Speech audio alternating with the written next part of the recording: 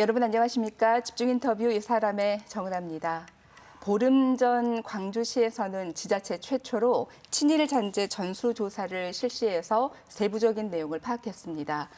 광주 전남 친일 인사는 156명, 그리고 동상과 비석 등이 수두룩하게 남아 있었는데요. 일제 잔재 청산을 위해서 파기할 것은 파기하고 또 역사적인 교훈으로 남길 것들은 교육 자료로 활용하기도 했습니다. 이렇게 역사를 바로 세우기 위해서 행정기관의 노력만큼이나 중요한 것이 또 하나 있습니다. 바로 바른 역사 교육인데요. 이 역사 교육을 제도권 밖에서 그리고 또 자원봉사로 실천하고 있는 분이 계십니다. 바로 한의직 기념도서관의 한신원 관장이신데요. 제대로 된 역사의식을 바탕으로 한 문화 독립이야말로 2019년을 살아가는 우리들에게 가장 필요한 것이다라고 말씀하시는 관장님. 오늘 한신원 관장님 모시고 다양한 말씀 나눠보도록 하겠습니다. 안녕하십니까? 네, 반갑습니다. 시기로 보자면 학생들이 방학인데 네. 요즘에는 뭐 학생들이 방학 같지 않은 방학을 보내고 있잖아요. 그런데 예. 이제 이 기간 동안에 굉장히 학생들과 의미 있는 시간을 보내셨더라고요. 역사를 바로 알아가는 특별한 역사 교육을 진행 중이신데 강의 내용이 무엇인지 굉장히 궁금합니다. 예, 어떻게 보면 우리 광주가 이 호남에 있어서 역사에 어떻게 보면은 뿌리가 되고 네. 또 그런 일들이 과거부터 많이 일어났는데 네. 실제 제가 이렇게 학생들을 찾아서 그 현장 속에 들어가 보니까 네. 애들이 너무 그런 점에 있어서 모르고 있어서 실은 이제 작년부터 이제 그런 계획을 세워가지고 네. 직접 이제 학생들 안에 들어가서 예. 애들하고 만나가지고 네. 그런 이렇게 이야기도 해보고 현실도 이렇게 체크해보고 네. 그걸 이제 체계적으로 이렇게 이뤄가고 특히 이제 금년에는 여러 가지 이제 의미로운 그런 해이기 하죠. 때문에 네. 뭐 3.1 독립운동 100주년이고 그다음에 광주에서 일어난 학생 독립운동이 또 90주년. 90주년이 네. 되고 그다음에 또 민족의 스승이신 백범 김구 선생님의 네. 또 70주년 서거. 70주년이기도 하고요. 예. 또 어떻게 보면 또 통일 관계된 것인데 네. 베를린 장벽이 무너진 네. 또 30주년이고 이런 해이기 때문에 네. 이런 걸 전반적으로 여러 가지 관점에서 네. 학생들한테 작년에도 여러 가지 내가 교육을 시켰지만은 예. 금년에는 이제 포럼까지 네. 또 음악회 여러 가지 그런 것을 해서 네. 해보려고 네. 작년에 했던 것에 더해서 네. 지금 많은 분들을 만나고 있고 네. 백범 기념사업회라든지 그런 데하고 현재 지금 여러 뭐 대학교 총장님들하고도 네. 교육감님들하고 네.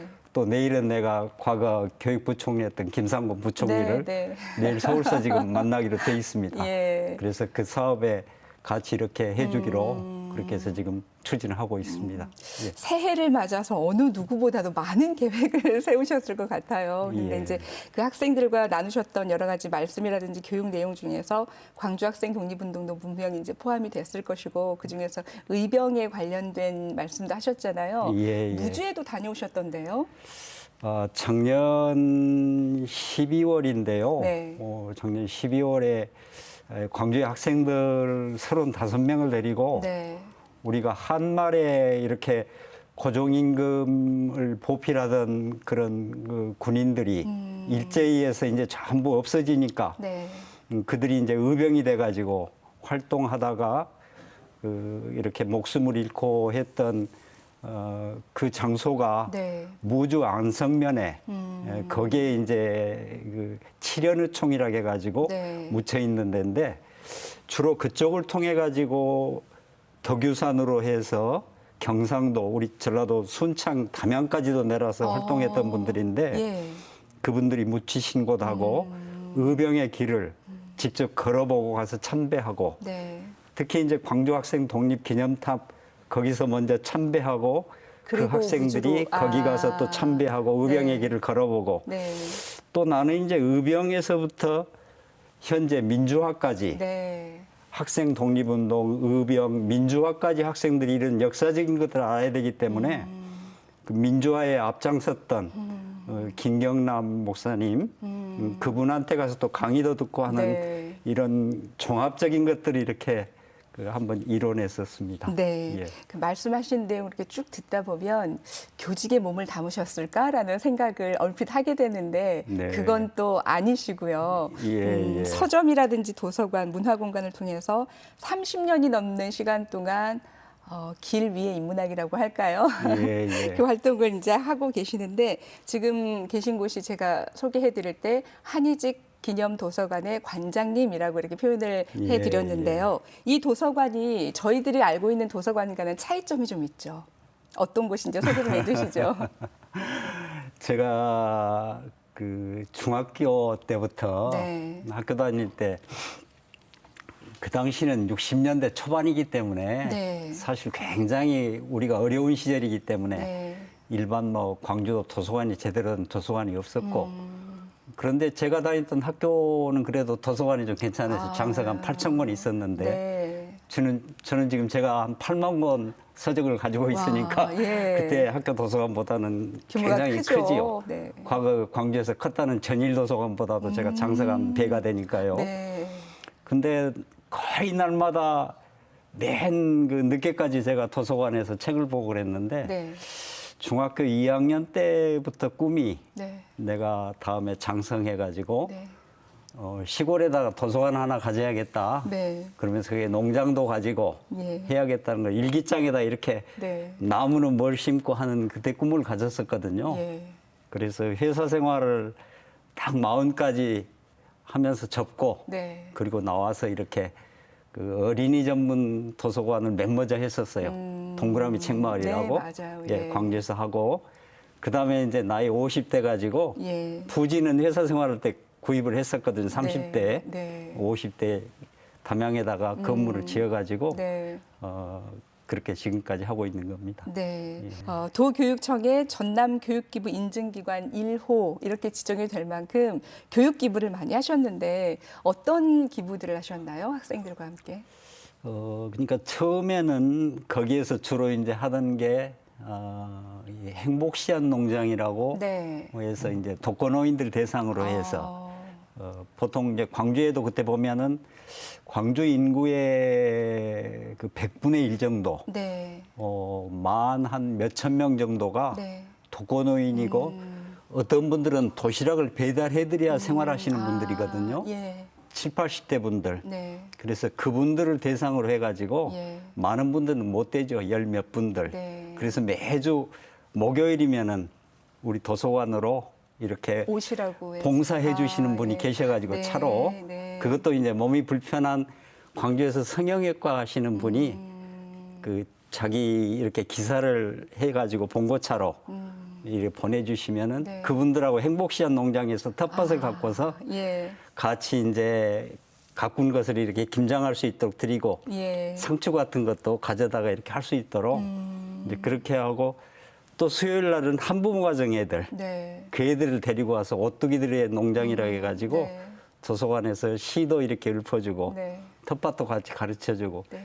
뒤에가 편백숲이고 내과거든요. 네. 그러면서 이런 정서를 함양해주는 일들 여러 가지 이제 그걸 기본으로 해가지고 네. 뭐 다양한 그 뭐 목포대 대학생들 그 회장단들을 동아리 회장단들을 데려와서 뭐 대학 문화와 꿈이라는 1박 2일 워크숍을 해준다든지 그다음에 이제 인근의 학교 학생들한테 제가 한 4년간 매주 이렇게 2시간씩 네. 교육 기부를 하면서 학교 안에다가 네. 수북중학교 행복시안 농장에서 텃밭 만들어서 항대 만드셨어요. 그렇죠. 한 60평을 만들어서 예. 거기서 이제 봄부터 겨울까지 계속 농사를 짓고 네. 생산한 거 가지고 학교에서 이렇게 급식도 하고 네. 이제 그런 활동을 그러니까 그 농사뿐만이 아니라 여러 가지 제가 그동안 배웠던 것들 뭐 네. 데리고 와서 음악 감상도 시키고 예. 도서관에서 여러 가지 이제 교육도 시키고 네. 그런 활동을 오랫동안 하니까 네. 전라남도 교육청에서 그러면 맨 처음에 교육 기부기관으로 이렇게 인증하니까 네. 그 뒤로 이제 전남대학교, 뭐 LG 그런 대기업들이 열 몇 군데가 그 다음에 이렇게 그 전라남도 교육청의 교육 지정이 됐어요. 기부기관으로 저 따라서 그렇게 되고 그랬죠. 예. 지금 그 말씀하신 내용들이 기념도서관 옆에 작은 편말에 선한 이웃이라는 이름을 갖고 편말이 하나 있는데 하고 계시는 모습 자체가 선한 이웃이 할 수 있는 그런 그 일들을 하고 계시는 듯한 그런 느낌을 받습니다. 그런데 이 설명해 주시는 모든 일을 실무도 그렇고요. 재정적인 부분도 그렇고요. 혼자서 다 하신다면서요. 다른 분의 도움을 받지 않고 그게 가능한 일입니까? 예, 근데 많은 분들이 그걸 이렇게 물어보셔요. 왜냐하면 무척이나 어려운 예. 일이니까요. 옆에서는 그러죠.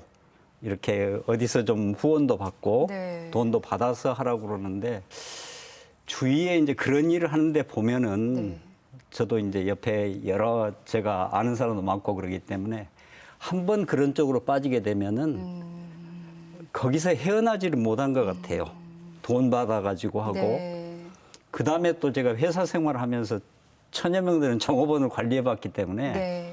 만약에 그런 식으로 한다면 제가 하고 싶은 일을 못하고 아. 사람 관리하는 일을 하거든요. 아. 그러면은 저를 찾아오는 그동안에 몇만 명이 저한테 왔었는데 학생들도 오면은 그럽니다. 거기에 이제 이렇게 방명록에 쓰고 가는데 선생님 제가 뭐 충청도 서천고등학교 학생들이고 여기 네. 당진에서도 오고 여러 군데 학생들이 오는데 커가지고 네. 다시 한번 선생님을 뵈러 올랍니다. 네.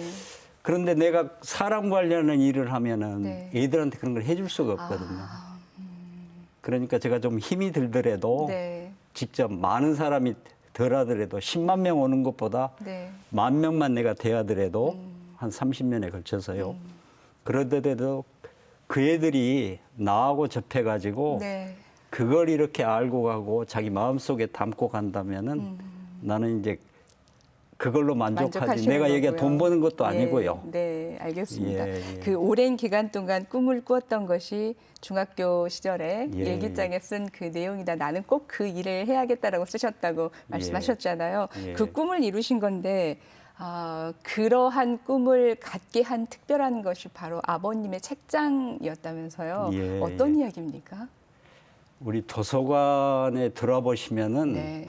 3층인데 2층 한 가운데가 예. 제가 아버지한테 물려받은 한 70년 된 책장에가 네. 아버지가 쓰시던 책이 있습니다. 네. 그러니까 제가 아버지한테 그만큼 책을 받아가지고 지금 이렇게 됐는데 예. 그 책장 속에가 그 그룬두비하고 네. 성자 다미엔이란 네. 그 책이 있었거든요. 예. 어렸을 때 제가 그 책을 보고서 내가 커서 이런 분을 본받아야겠다. 덴마크가 완전히 독일한테 좋은 땅 뺏겨버리고 나라가 이렇게 못 살게 됐을 때 그 나라를 부흥시킨 분이 그룬두비거든요. 네. 달가스란 분하고. 네. 그다음에 이제 성자 다미에는 그 한센병 환자를 해서 이 몰로카이, 네. 하와이 그 섬에서 그 자신이 마지막에 그렇게 한센병 환자가 되면서 네. 그런 삶을 사신 분이기 때문에 그 책을 내가 어렸을 때 중학교 그때 보고서 네. 나도 삶을 이런 식의 삶을 살아야 되지 않겠는가 그런 것을 이렇게 보고 또 아버지의 책장 안에 보면 제일로 많은 게 이순신 장군의 책이 여러 권 있습니다. 네. 일반 어디서 볼 수 없는 책들이거든요. 네. 그래서 내가 아버지의 책장에 있는 책을 보고 또 아버지가 어렸을 때 저한테 항상 자연 속에 많이 데리고 다니셨거든요. 그러니까 아버지의 삶하고 예. 그리고 아버지가 항상 보면은 책을 보고 계시고 글을 쓰고 계시고 그러셨어요. 예. 아버지의 삶 자체가 저희를 그렇게 키우고 저를 그렇게 했던 만드셨군요. 것이고 그렇죠. 그래서 네. 아버지의 책장이라는 것을 저는 네. 어느 가정이든지 지금도 네. 꼭 아버지의 책장이 아니라 부모님의 책장이면 그렇죠. 좋겠지요. 네.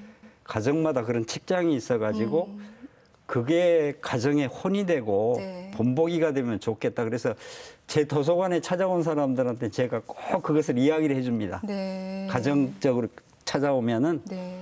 가정에는 부모님의 책장이 있어가지고 애들한테 뭔가 혼을 심어주면 좋겠다. 네. 그런 이야기를 드리고 그러죠. 기념도서관 이전에 아까 좀 전에 말씀하실 때 동그라미 책마을에 대해서 말씀을 이제 해주셨고요. 아동 전문 서점이었고 또 전남대 인근의 문화공간인 선한 이웃도 있고요. 먼저 그 길을 가신 선배로서 지금 현재 하고 계시는 그분들에게 어떤 조언의 한 말씀을 해주신다면 어떤 말씀을 해주시고 싶으신가요? 근데 다 자기 나름대로 네. 우리가 요새 보면은 남의 것을 틀리다고 말 많이 하거든요. 네. 근데 저는 제가 광주에가 청년 공간이 없어가지고 네. 제가 한 10년 이상 제가 광주에서 하면서 청년 공간을 제가 만들어줘. 제 건물 60평을 주고 전기세도 내주고 네. 그 청년들을 내가 공간에서 이렇게 그 보살펴 줬거든요. 예. 해외에서도 문화공간들이 보면은 그 제가 뉴질랜드 가봐도 그런 게 있고 예. 호주 가봐도 있고 네. 뭐 동유럽에도 꼭 있고 그러는데 그런 문화공간들을 이렇게 잘 우리 거다고 접목하면은 아주 좋은 결과가 나올 것 같은데 이제 저는 이제 그런 것을 마음으로 접해가지고 네. 이렇게 내놓을 수만 있다면 네. 돈을 먼저 가지 말고요. 저는 모든 것들을 지금 현실적으로 돈이 먼저 가고 그 다음에 뭘 하려고 하는데 네. 마음이 먼저 간 다음에 그것으로 해서 이렇게 돈이 오도록 하는 거. 네. 저는 그걸 경험하거든요. 네. 경험했고요. 네. 예, 그래서 그런 걸 저는 이렇게 이야기하고 싶습니다. 네. 그런 마음으로 또 이걸 생각하셨는지 모르겠습니다. 조금 빠른 시기면은 올해 봄이 될 수도 있겠다라고 하셨는데 예. 준토 같은 모임을 한번 만들어 보고 싶다 그런 생각을 하신다고요. 예, 그러니까 미국의 그 어떻게 보면은 그 독립선언서부터 네. 뭐 파리 관계된 그런 여러 가지 3대 그런 그 아주 중요한 그런 선언서 같은 것을 기초한 분이 네. 벤자민 프랭클린이거든요. 네. 그분이 그런 것들을 얻어내기 위한 가장 기초된 것이 자기가 살던 마을에서 예. 매주 금요일 날 동네 사람들하고 네. 준토란 모임을 했거든요. 네. 그 모임에서 얻어낸 것들이 굉장히 많아요. 예. 우리가 알기로는 벤자민 프랭클린이 이런 사상적인 것만 한 줄 알고 있는데 피레침도 발견했거든요. 네, 맞습니다. 예.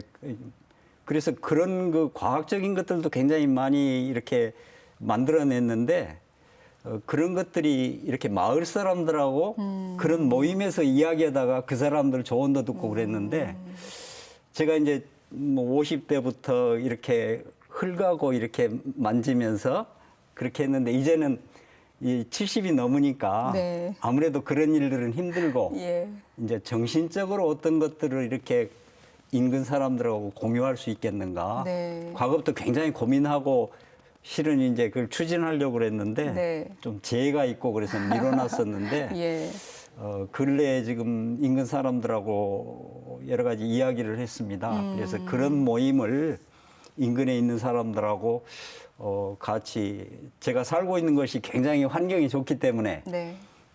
아침 일찍 이렇게 그 산책하는 분들이 상당히 많이 있어요. 네. 그래서 이제 그 사람들하고 같이 한 아침 7시 반부터 8시 반까지 제가 워낙 이제 과거에 뭐 클래식 LP 음반이 10,000정 정도 될 도록 그러고 집에도 뭐 그 그랜드 피아노도 있고 네. 오프라디 피아노 있고 뭐 첼로도 있고 드럼도 있고 그 안에가 다 기타도 있고 그러거든요. 예.